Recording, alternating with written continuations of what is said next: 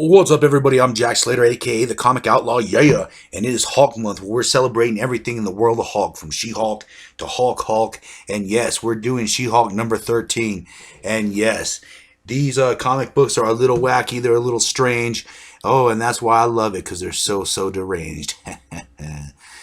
Yes, She-Hulk's fighting some mysterious bat thing that seems to have his hands in the wrong place, if you know what I'm saying.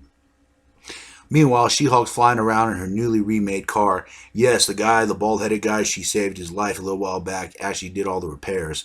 So she has her flying car back. And she's kicking it with her little sidekick. Wheezy, I think is her name is. And yeah, they're riding around.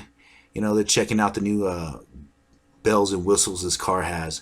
And they're talking about what She-Hulk's going to do for the future. And so she's thinking about doing her own thing, maybe opening her own firm. She doesn't know yet.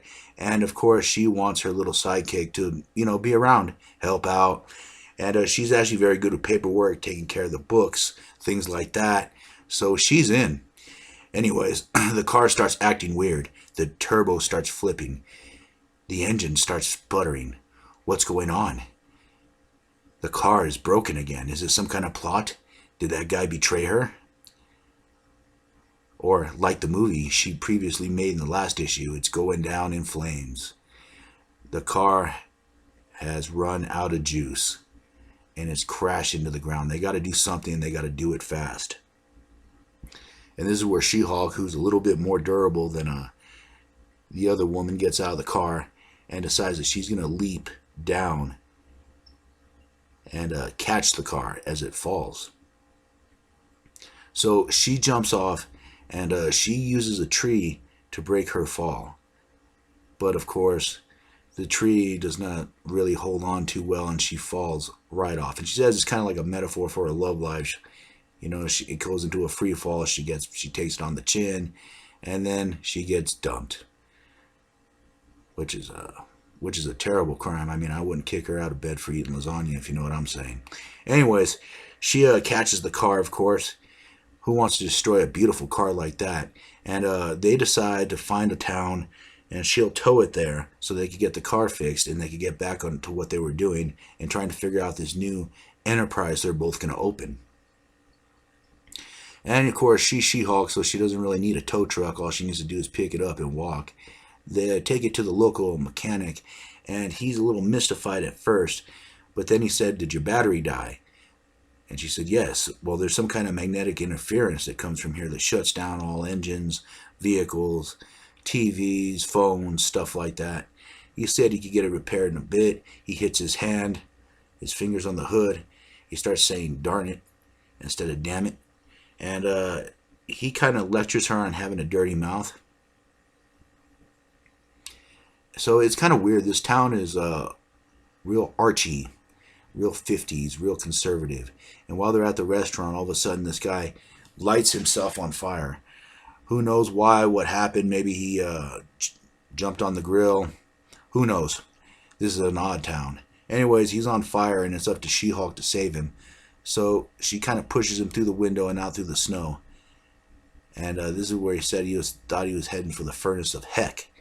Yes, the cussing here is very odd. There's no cussing.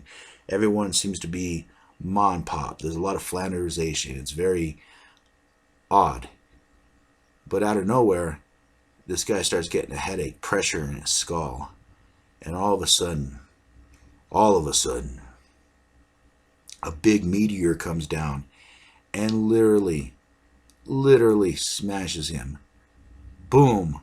Like the Witch and Wizard of Oz. And this is where the grandparents go on to say that he had a lot of dirty thoughts, he said a lot of dirty words, so he got crushed.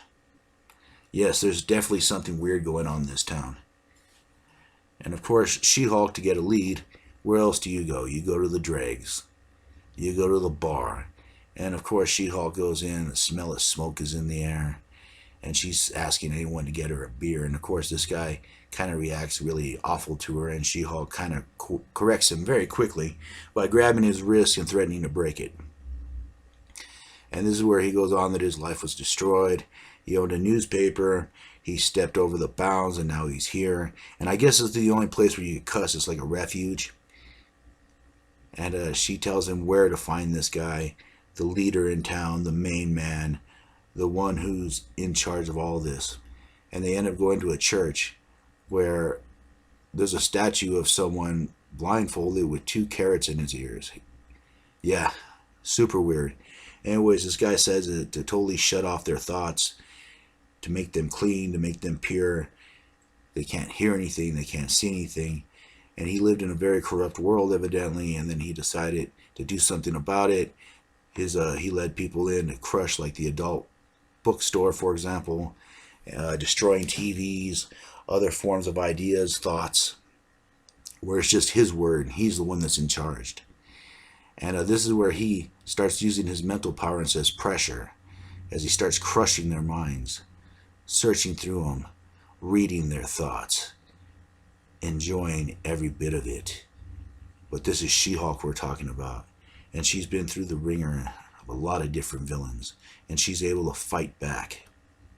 She grabs onto the guy, and his face begins to pop and peel. And it ends up being a weird creature, a bat creature, some kind of alien, as the costume falls apart. And he says that he's an explorer from another land. And they're like feasting on the minds of people like her, humans. And she throws him out.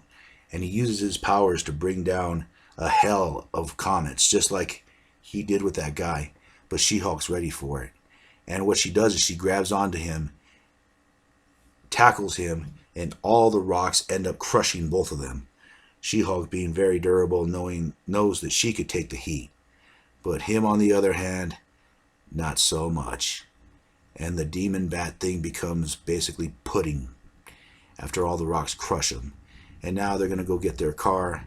Another good deed done. Another villain quashed. And they're heading off to start their new business, to see what they're going to do to make themselves some money. And as always, I'll catch you on the flip side. Yeah.